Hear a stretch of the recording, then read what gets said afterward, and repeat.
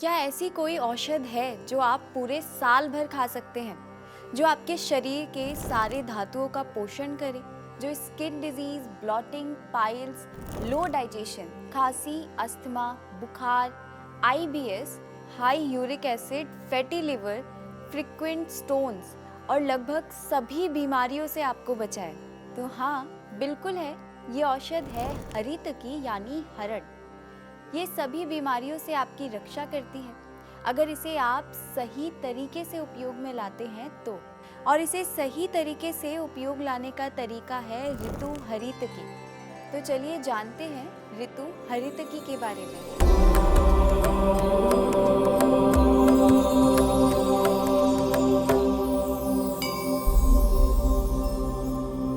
हरिओम, सात्विक जीवन में आपका स्वागत है।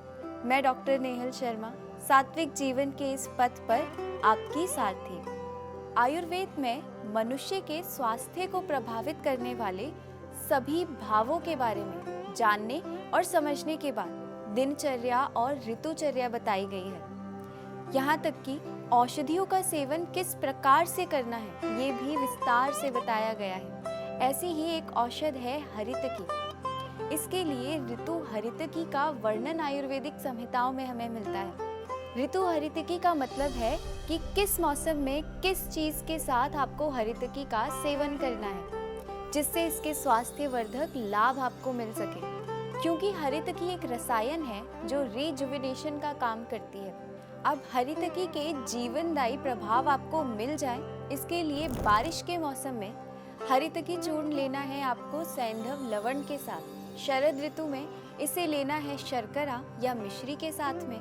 अर्ली विंटर यानी हेमंत ऋतु में सौंठ यानी ड्राई जिंजर के साथ में। शिशिर यानी लेट विंटर्स में पिपली के साथ। और वसंत ऋतु में शहद के साथ। और ग्रीष्म ऋतु में खाना है गुड़ के साथ में।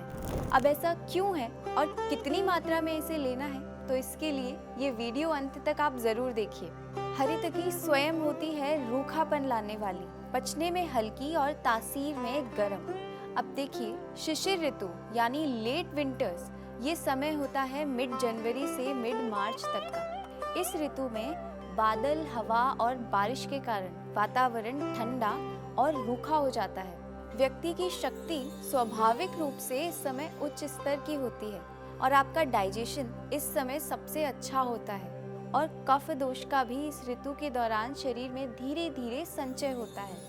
इसलिए इस समय हरितकी को पिपली के साथ लेना है। दोनों ही उष्ण हैं यानी गर्म तासीर के हैं। इस गुण के कारण ये कफ दोष को शांत करते हैं और पिपली का स्निग्ध गुण वात को शांत करता है।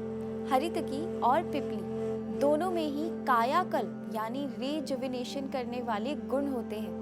ये दीर्घायु स्वस्थ व्यक्ति में स्वास्थ्य बनाए रखने और शरीर को शक्ति प्रदान करने, साथ ही बौद्धिक शक्ति और स्मरण शक्ति को बढ़ाने में सहायक है। शिशिर ऋतु में सर्दी, जुकाम, फ्लू, ब्रोंकाइटिस, गले में खराश रहना, ये इस मौसम की आम बीमारियां हैं। हरितकी और पिपली का सेवन इन सभी बीमारियों से आपकी रक्षा करता है। इसके बाद आती है वसंत ऋतु, जिसमें हिंदी माह के चैत्र और वैशाख शामिल है। ये लगभग मार्च के मध्य से मई के मध्य तक का समय है।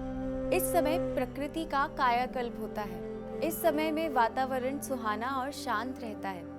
पर इस मौसम में व्यक्ति की जठराग्नि कम हो जाती है क्योंकि कफ दोष का द्रवीकरण होता है जो हेमंत ऋतु में जमा हुआ था। वसंत में शरीर की शक्ति होती है मध्यम।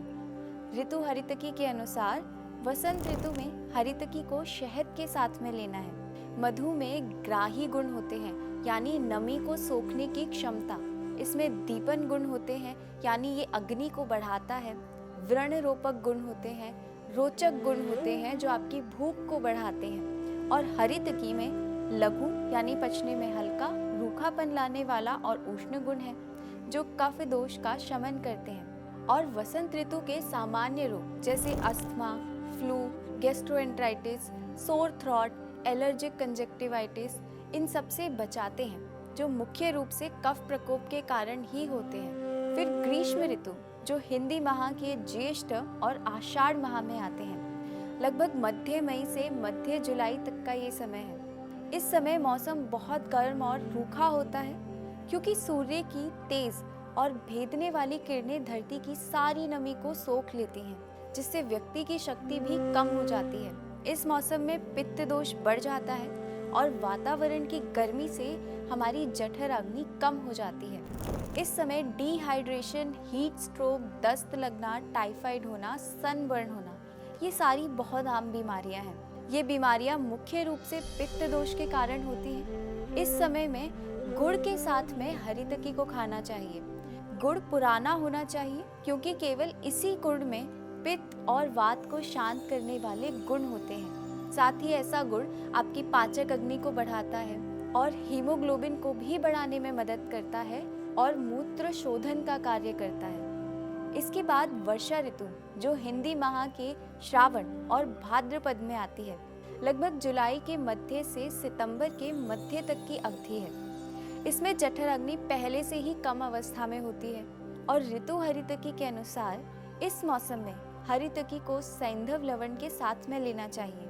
वर्षा ऋतु में होने वाली आम बीमारियां हैं इन्फ्लुएंजा, टाइफाइड होना, दस्त लगना, हेपेटाइटिस ए, डेंगू, मलेरिया, और इन सारी बीमारियों का एक मुख्य कारण है वो है दूषित जल। हरितकी और सैंधव लवण में त्रिदोष नाशक गुण होते हैं। हरितकी अपने मधुर, कड़वे और कसैले स्वाद से कफ और पित्त को शांत करती है और अपने खट्टे स्वाद के कारण वात को संतुलित करती है। सैंधव लवण में शीतलता होती है, ये पित्त दोष को शांत करती है और अपने नमकीन स्वाद के कारण ये वात का भी शमन करती है।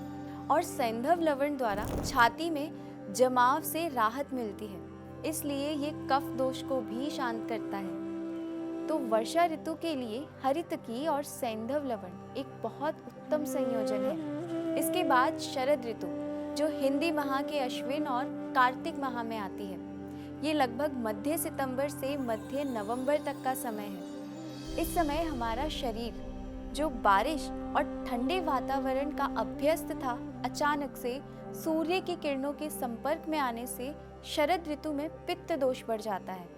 इस मौसम में वातावरण, झीलों, नदियों और तालाब के पानी में अत्यधिक तापमान और आर्द्रता रहती है। शरीर की शक्ति इस समय मध्यम होती है और आपकी जठर अग्नि भी मध्यम अवस्था में ही होती है। शरद ऋतु में हरितकी को शर्करा या मिश्री के साथ में लेना चाहिए। हरितकी अब अपने मीठे, कड़वे और कसैले स्वाद के कारण पित्त को शांत करती है। शर्करा अपने शीत गुण के कारण और मधुर स्वाद के कारण पित्त दोष को शांत करती है। एलर्जी, त्वचा संबंधित विकार, जलन, गले में खराश और कान में संक्रमण, सर्दी, फ्लू, ये सब सामान्य रोग हैं शरद ऋतु के, जो पित्त और कफ के बिगड़ने के कारण होते हैं। अब इसमें हरितकी खांसी और अस्थमा जैसे कफज विकारों में और मिश्री पित्त प्रधान विकारों में जैसे जलन होना या फिर और रक्त से संबंधित विकारों में मदद करती है। इसके बाद हेमंत ऋतु, जो हिंदी माह मार्गशीर्ष और पौष में आती है, ये समय होता है लगभग नवंबर के मध्य से जनवरी के मध्य तक का। इस समय ठंडी हवाओं के साथ ठंडा मौसम हमारी आंतरिक अग्नि को अंदर ही रोक देता है, इसलिए अग्नि किसी भी तरह के भोजन को पचाने के लिए शक्तिशाली हो जाती है। लोगों को अधिक मात्रा में भारी और पौष्टिक आहार लेने के लिए कहा जाता है, जैसे गाय का दूध, उससे बने हुए खाद्य पदार्थ, गन्ना, उससे बने हुए खाद्य पदार्थ जैसे गुड़ और शर्करा।